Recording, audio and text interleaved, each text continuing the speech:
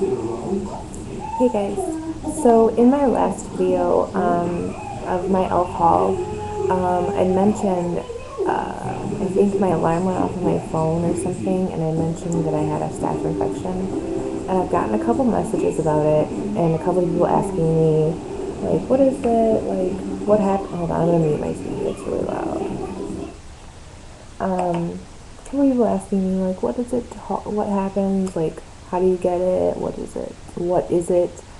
So I figured I'd make a video like answering those questions and stuff like that. So basically, anyone can get a staph infection. Like I have a website open right now, so I can like tell you guys. But it says like certain groups are at greater risk, including newborn infants, breastfeeding women, people with chronic conditions like diabetes, cancer, stuff like that, people with skin injuries, intravenous catheters, surgical incisions, and those with a weakened immune system. They have an increased risk of developing a staph infection rather than someone else. First and foremost, everyone comes in contact with staph. Like it can live as a like harmless bacteria on your skin. It can live basically anywhere. It can be harmless unless, and it usually will. It usually will stay in your body until your body is weak enough for it to attack. But the issue with me is I was born with a weakened immune system. I have a very, very weak immune system. I get sick at the drop of a hat. Like I get sick all the time. So I'm guessing that that's how it was able to attack my body so bad, I guess. I don't know. It's contagious until the infection itself is resolved. And you direct contact with something, with like the sores or whatever, or using someone's razor or touching a band-aid that they've used or whatever. Casual contact such as kissing or hugging does not pose a great risk, as long as you're not like directly like touching the spot that the infection is or whatever. Skin infections are the most common type. That's what mine started as, which was cellulitis, which is like an inflammation of the connective tissue under the skin leading to swelling and redness of the area. Trying to like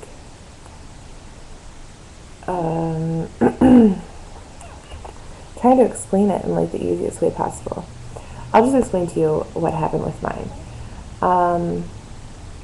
I got my nose pierced, if you guys remember. I don't know if I made a video specifically about it, but I got my nose pierced, and a couple weeks went by and like this lump started to grow, and I thought because I'd had my nose pierced there a few times that it was getting a keloid, which is like an excessive growth of scar tissue. So I didn't really pay much attention to it, and I kind of got smaller, so I was like, oh, it's fine, you know. And it continued to grow again, and it got really big, and it just like one day I went to scratch my nose or something, and it just like exploded. It was disgusting. It's gross. And it was like pus and blood and nasty. Ugh. If you have a weak stomach, I'd recommend not watching the rest of this video. And after I cleaned it up, there was like a hole. Like it looked like somebody had taken and put a hole in my nose. Like it was bad.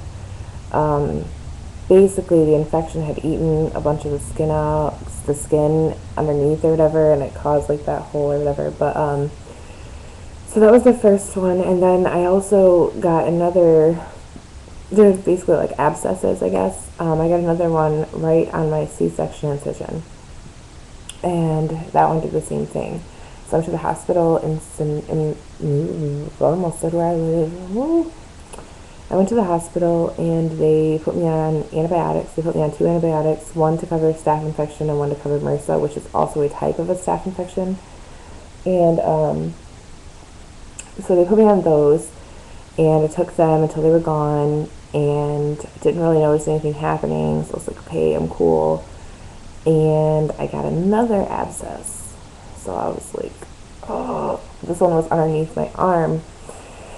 And so I went to the hospital in a different city, and they told me that I had a staph infection. They didn't do any kind of testing or anything.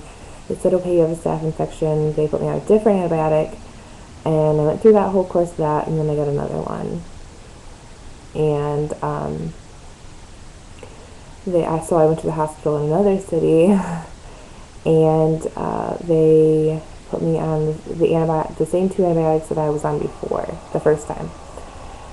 And I went through those, and everything seemed fine. So I went to my doctor's office, like, to get like a little checkup or whatever, just to make sure. And they took a swab and swabbed the area around one of the abscesses that was healing, just to see if there was anything growing there. And it came back that I had a staph infection still. So they put me on antibiotics again. And after that, everything seemed fine. I didn't notice anything for a couple weeks, and then 3 days ago, I woke up with this like terrible, terrible pain under my arm. And I had an abscess under my arm again, and it was about that big. It was pretty big. And it felt like a raised, like, gushy lump. Kind of like if you have like those squishy moles, that's kind of what it feels like. And I was like, this is weird. Well, I went to the hospital because I had a migraine to get rid of. And they took care of my migraine, and then they gave me antibiotics again. And they told me that if this does not go away, that I will end up in a hospital because it's deadly. It can kill you. Hold on a second. Quentin. I'm trying to get my brother to get the baby. What's the matter? Quentin. What? Will you get him while I finish this video, please? I'm in the middle of filming a video. But anyways, I am on antibiotics again, and like I said, they told me that if it doesn't go away with this round of antibiotics, I will end up in the hospital on IV antibiotics, because this it's deadly. It's a very deadly infection. I don't know if you guys ever remember like the big outbreak of MRSA in like the schools and stuff, and it killed people, and it's really scary. I'm trying to read through this at the same time and try to tell you guys. I mean, there's all kinds of staph infections. There's like food poisoning, toxic shock syndrome. There's all kinds of staph infections. But the thing that gets me though is, in order to like lock in that you have a staph infection, they're supposed to do a blood test, and none of these hospitals have done blood tests for me yet, so it's kind of worrying me that they're not taking the precaution that they should. He's being super loud. But they're not really taking the precautions that they should be taking, and I have a 6-month-old child. Like, I can't mess around with this.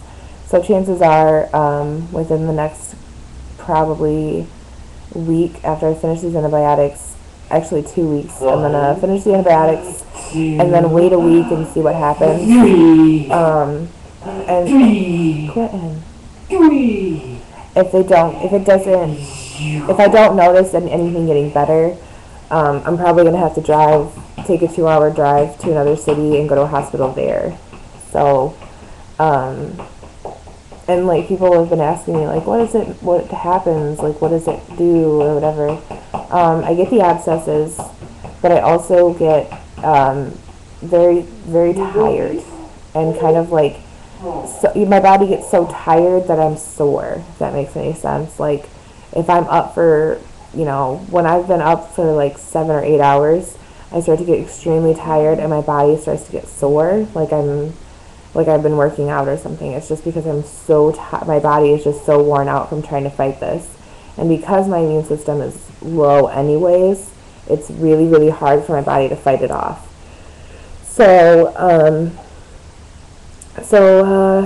basically that's it. I just kind of wanted to explain it to you guys because I had a lot of people asking me like, what is that? What, how did you get it? Like, what happens? I was like, but I don't know how I got it. That's the problem.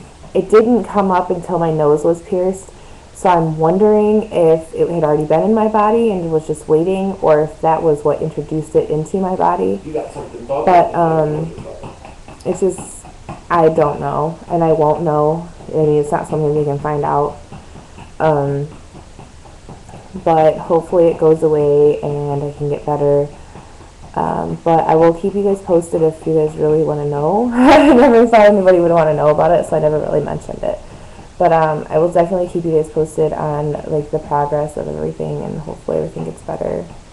And I'm sorry about this weird lighting. Like, this side of my face is like super shiny and weird looking. There we go. But yeah, that's basically everything that I can think of to tell you guys about it. And Bryson just drank a full bottle, and my brother's like bouncing him, and like his stomach is like making noise. I don't know if you can hear it. I don't know if you can. You guys want to see Bryson?